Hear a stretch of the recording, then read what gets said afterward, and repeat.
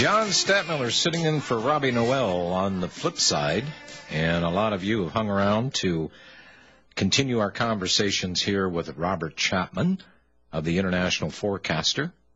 And Harold in California, you're up. You don't have a Harold? Jasper, I'm sorry, my mistake, in Boston. I said it before the end of the last program. Hello, Jasper.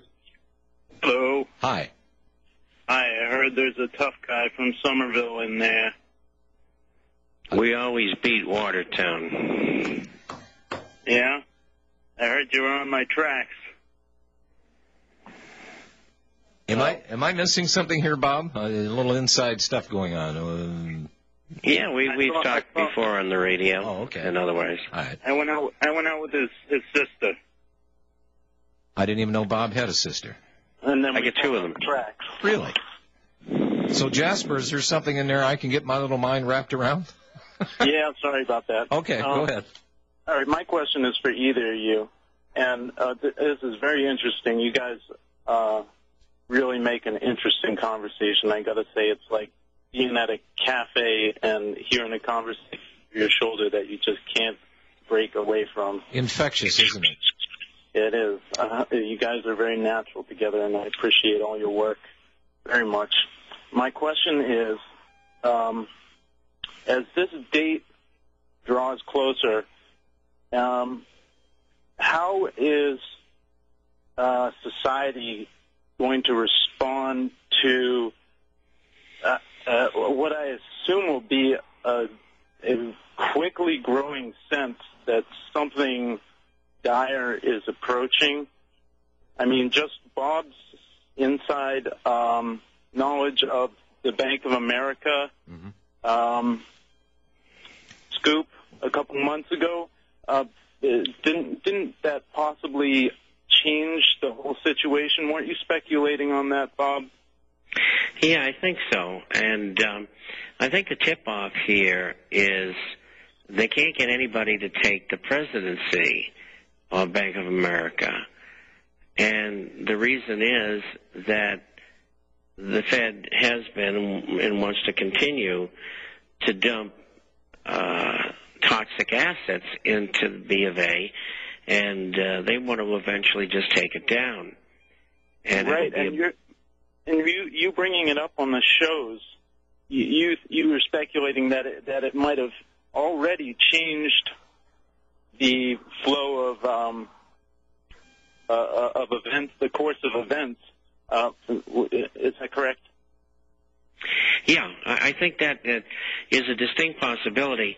And they know, I know, the information is correct because they know I'm getting it directly from somebody. They don't know who is among them. And believe me, they're not very happy about that, I'm sure. And that's one of the reasons that I don't live in the country.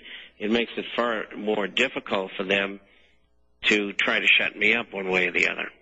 Of course, right. So how will leaking inside information about the larger event coming, how will the leaked information affect greater society's reaction to it, I guess? I mean, you see what I'm saying? I don't know about the reaction, but they're going to have to be very sure when they shut down the FDIC and decide to do away with the U.S. dollar in its present form, because they know that by the time they go to do it, there's going to be hundreds of millions of people who know about it. Right. Jasper, hang on 1 second. We've got to go to a hard break here. We'll be right back. Ooh, the Robbie Noel bumper. Always fascinating. Jasper in Boston. Anything else for my guest today, sir? No, I just wondering, how much surprise is going to matter for the success of these people's plan. Well, I think... Well, as long as we continue to get the kind of information we get, there aren't going to be any surprises. They're going to have to work their way through it. And as I said at the end of the last segment, we've been ambushing them all the way. And there's a number of people who or on talk radio as well as on the Internet who continue to attack them day after day after day with good facts. And this stuff is getting out, whether they try to block it or not. I know. Yeah, Alex Jones is just a gushing river of information. That guy, and so are you on this channel. All right. Well, John is the creator of all that. Is he really? Yeah, man, Jasper, you haven't been around long enough. You don't know my history. I've been doing this for 17 years. I first picked Alex Jones out of the obscurity of Radio World down here in Austin, Texas, and first put him up nationally. So, but that's okay. Well, I'm very grateful. And you can thank John for Alex's success in part. In part. He's a hard-working guy. Jasper, thanks for your call. Okay, thanks very much. I appreciate it. Angelo in Idaho. Hello, Angelo. Yes. How are you doing today, John and Bob? Fair to middle. John, what do you think? How are we? Fair to middle and mostly good, Angelo. How's that one? You're probably sitting on the edge of your seat like me, yeah? Yeah, well, we're trying to track and trace it and inform everybody about it. So welcome aboard. What's on your mind? Excellent. Hey, I just got a quick question. If a person was to keep his options open, and I'm sure they should, is Chile or South America a good place to look at or to be, or is there a better English-speaking country? Or Well, it's always Australia for those who might like to go there, and but those cities I named in Latin America, this countries are very good.